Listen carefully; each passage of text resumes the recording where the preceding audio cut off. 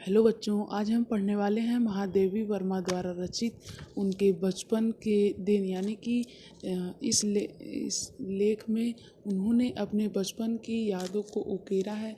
वो बताते हैं कि उनके बचपन का दिन कैसे व्यतीत हुआ और वो कैसे इस कगार पर आए। और ज़्यादातर उन्होंने इस लेख में अपने उनकी जो विद्यालयों संबंधी जो घटनाएं थी उनका उल्लेख किया है और अपने सहपाठियों और छात्रावास के अनुभव और उस समय जो समाज में बुराइयां थी या फिर अच्छाइयां थी उनके बारे में ज़्यादातर उन्होंने वर्णन किया है। तो चलिए इसे स्टार्ट करते हैं। चलिए अब डिटेल में इसे पढ़ते हैं।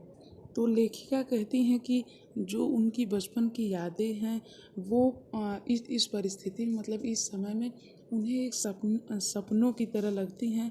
और लेखिका के परिवार में 200 वर्षों से अभी तक कोई भी लड़की नहीं हुई थी और होती भी थी तो उसे मतलब तुरंत ही शीघ्र ही मार दिया जाता था।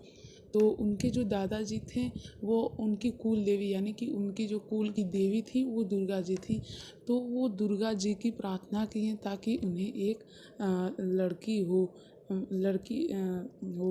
तो उसी के कारण उनका जन्म हुआ था। जब वे कुल देवी की भक्ति किए थे तो जन्म के रूप में इन्हें प्रदान हुई थी इनके दादाजी को। और उसके बाद उनका जब जन्म हुआ तो उनके बाबा जो थे वो फ़ारसी और उर्दू तथा जो उनके पिताजी थे वो अंग्रेज़ी जानते थे। लेकिन इस समय उनके परिवार में हिंदी का कोई वातावरण ही नहीं था। लेकिन जब उनकी माताजी यहाँ पर आईं मतलब इनके घर आईं तो वो अपने साथ हिंदी भाषा लेकर आईं। उनके माताजी का घर जबलपुर में था और वो वहाँ से ही हिंदी सीखकर आई थी। तो इसके बाद उनकी माँ ने लेखिका को पंचतंत्र और संस्कृत का अध्ययन कराया और उन्हें सिखाया। ये दोनों भाषाएं उन्हें सिखाया और लेखिका को इन दोनों भाषाओं में रुचि भी आती थी। और उसके बाद फिर वो जो लेखिका थी वो अपने बचपन के टाइम में अपने माँ के साथ पूजा पाठ करती थी और वो अपनी माँ के साथ पूजा पाठ करती थी और उनकी माँ वहाँ पर संस्कृत भाषा में पद गाती थी और मीरा के पद गाती थी और भगवान विष्णु का भजन गाती थी। तो उन्हीं सबको वो भी सुनती थी और गाने का प्रयत्न करती थी। तो इस तरह से उनका बचपन व्यतीत हो रहा था। और फिर जब वो थोड़ी बड़ी हुई तो उन्हें मिशन स्कूल में भेजा गया। लेकिन वहाँ का माहौल ऐसा था कि वहाँ पर प्रार्थना भी अलग होती थी, मतलब हर चीज़ अलग होती थी, इसलिए वहाँ पर उनका मन नहीं लगा। इसीलिए वो क्या की कि वो रोना धोना स्टार्ट कर दी। फिर उनके घर वालों ने उस स्कूल से निकाल के उन्हें दूसरे स्कूल में डाल दिया और पाँचवीं कक्षा से उन्हें क्रॉसवेट का गर्ल्स कॉलेज था उसमें डाल दिया गया था। और वहाँ का वातावरण उन्हें काफ़ी अच्छा लगा।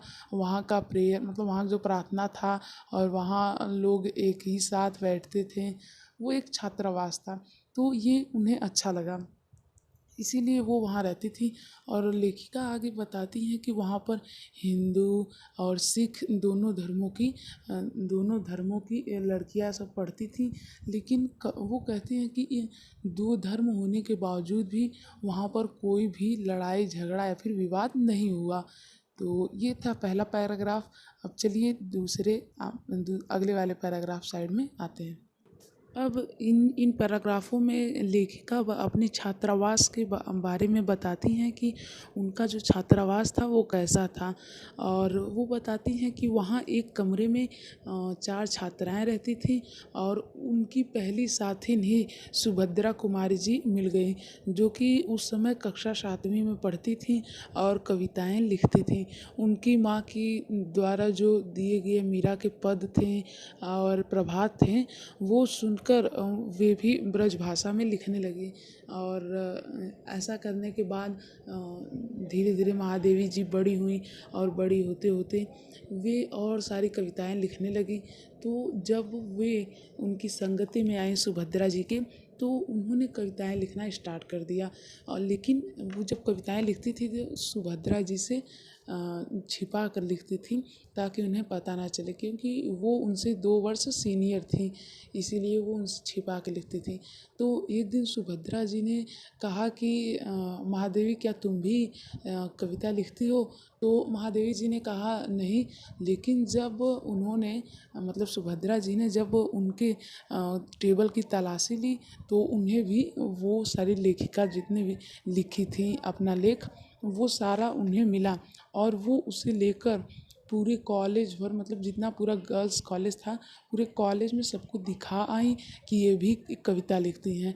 और इसी घटना के बाद में महादेवी जी का और उनकी साथनी सुभद्रा जी का मतलब कि मिलाप हो गया और वो लोग एक अच्छे दोस्त बन गए।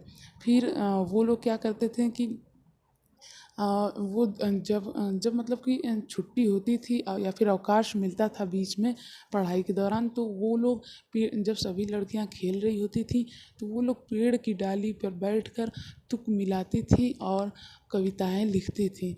और फिर वो धीरे धीरे कविताएं लिख के, उस समय एक न्यूज़पेपर आया करता था स्त्री दर्पण, उसमें वे अपनी कविताएं दे देती थी। और ऐसा करते करते दिन बीतते गए और वहाँ पे फिर कवि सम्मेलन का आयोजन हुआ तो वहाँ पे वे लोग जाया करते थे। तो लेखिका कहती हैं कि कवि सम्मेलन में प्रायः उन्हें प्रथम पुरस्कार मिलता था और वो कहती हैं कि उन्हें कम से कम ऐसे 100 पुरस्कार तो ज़रूर ही मिले होंगे। तो यहाँ तक का यही अर्थ था। अब चलिए थोड़ा सा और आगे चलते हैं। आगे चलते ही लेखिका बताती हैं कि उन्हें एक घटना याद आती है जिसमें उन्हें एक बार चांदी का एक सुंदर सा कटोरा मिला था। कवि सम्मेलन में उन्हें एक चांदी का सुंदर सा कटोरा मिला था। वे सुभद्रा कुमारी को वो कटोरा दिखाती हैं तो वे उसी कटोरे में खीर खाने की को कहती हैं। मतलब जो सुभद्रा जी थी वो कहती हैं कि आप इसी कटोरे में मुझे खीर बनाकर खिलाइए। तो जो महादेवी जी थी वो कहती हैं ठीक है। लेकिन उन्हीं दिन मतलब उसी दिन वहाँ पर भवन में, जो सामने उनका भवन था, वहाँ पे गांधी जी आ जाते हैं। तो वो गांधी जी को भी मतलब कि देते थे कुछ स्वतंत्रता संग्राम के लिए कुछ मदद के लिए वे कुछ पैसे दिया करते थे। तो अब की बार जब वे पैसे देने गए महादेवी जी, तो उन्होंने कटोरा भी दिखाया, कहा कि देखिए मुझे एक कटोरा मिला कवि सम्मेलन में। तो गांधी जी ने कहा क्या इसे देती हो, मतलब कि क्या तुम इसे मुझे दोगी?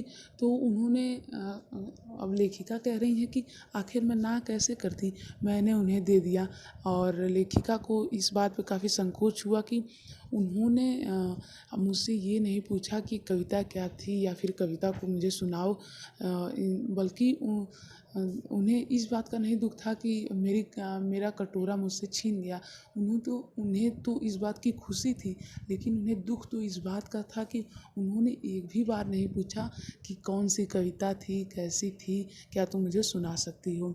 तो ये बात, इस घटना को उन्होंने जाके जब सुभद्रा जी को बताया तो उन्होंने कहा और जाओ दिखाने सबको कि मुझे ये मिला है।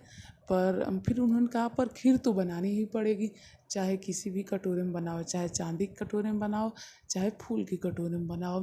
तो इस प्रकार से लेखिका इसे भी समाप्त करती हैं और आगे बढ़ते हुए कहती हैं कि जो सुभद्रा जी थी वो उस छात्रावास को छोड़कर चली गई और उनकी जगह पर जेबुनिस्सा नाम की एक मराठी लड़की आती हैं जो कि लेखिका का छोटा मोटा काम में हाथ बटा देती थी। तो वो लेखिका को बहुत अच्छा लगता था कि उनका छोटा मोटा काम जो हाथ बटा देती थी उससे उन्हें कविताएं लिखने में और टाइम मिल जाती थी, मतलब उनका समय और बच जाता था। तो ये था इस वाले आगे वाले पैराग्राफों का मतलब। तो चलिए अब थोड़ा सा और आगे चलते हैं, अंतिम चरण की तरफ चलते हैं। अब अंतिम चरण में लेखिका जी बताती हैं कि जब वे पढ़ती थीं उस समय जो सांप्रदायिकता थी उसका कोई भी प्रभाव नहीं पड़ता था। सभी लोग मेल मिलाप से रहते थे, कोई किसी भी प्रकार का भेदभाव नहीं था। यहाँ तक कि अलग अलग धर्म और जाति के लोग रहते हुए भी वहाँ पे कोई भी भेदभाव नहीं था। सभी लोग एक ही साथ रहते थे और जो लड़कियाँ थीं वो अपने अपने क्षेत्र की बोलियाँ बोलती थीं और पढ़ाई भी उन लोगों की हिंदी में ही होती थी। लेकिन सबसे बड़ी बात तो ये थी कि एक ही मेस पर वे लोग खाना भी खाते थे। मेस को आप टेबल की तरह ले सकते हैं, पर एक्चुअली वो टेबल की तरह आप ले सकते हैं उसे, मान लीजिए। और भी एक ही प्रार्थना में खड़े भी होते थे, लेकिन कोई विवाद नहीं होता है। फिर लेखिका को एक और घटना याद आती है कि वो जहाँ रहती थी उसके बगल में एक नवाब का घर था। तो उनके घर से बहुत अच्छा रिश्ता था, मतलब कि बहुत ज़्यादा मेल मिलाप था उनके घर से, कोई भी भेदभाव नहीं था। जब उन उन दोनों लोगों में से किसी के भी घरों में अगर किसी भी बच्चे का जन्मदिन हुआ करता था तो उनके घरों में ही मनाया जाता था। तो उनके घरों में जन्मदिन मनाया जाता था और राखियों के दिन जो वो उनके बगल में थी उस नवाब की जो पत्नी थी उन्हें लेखिका ताई साहिबा बुलाती थी, लेकिन जो नवाब की पत्नी थी वो कहती थी मुझे सिर्फ ताई कहा करो, फिर भी ये लोग ताई साहिबा बुलाती थी। तो जो ताई साहिबा थी एक बार वो अपने बच्चे को राखी के दिन मतलब राखी के दिन खाना नहीं खाने देती थी। कहती थी कि पहले तुम अपने हाथों में राखी बनवा लो फिर खाना खाओ। तो इससे आप आसानी से पता लगा सकते हैं कि उनके घरों के बीच में कितना ज़्यादा मेल मिलाप था और कोई भी भेदभाव नहीं था। तो लेखिका एक तरह से यही कहना चाहती हैं कि पहले के परिवेश में कितना अच्छा रहता है, मतलब कितना अच्छा वातावरण था कि कोई भेदभाव नहीं था। लेकिन आज तो सब कुछ चेंज हो चुका है, सब कुछ बदल चुका है। अगर आज भी इसी प्रकार का मेल मिलाप हो जाए तो भारत बहुत ज़्यादा विकसित देश बन सकता है। तो उम्मीद है आपको ये वीडियो पसंद आई होगी। अगर आपको ये वीडियो पसंद आए तो इस वीडियो को लाइक करें और हमारे चैनल सब्सक्राइब करना ना भूलें। और अगर आपको अभी भी कोई भी डाउट हो तो कमेंट बॉक्स में हमें बता दें, मैं उस डाउट को क्लियर कर दूंगा। Thank you. जय हिंद, जय भारत।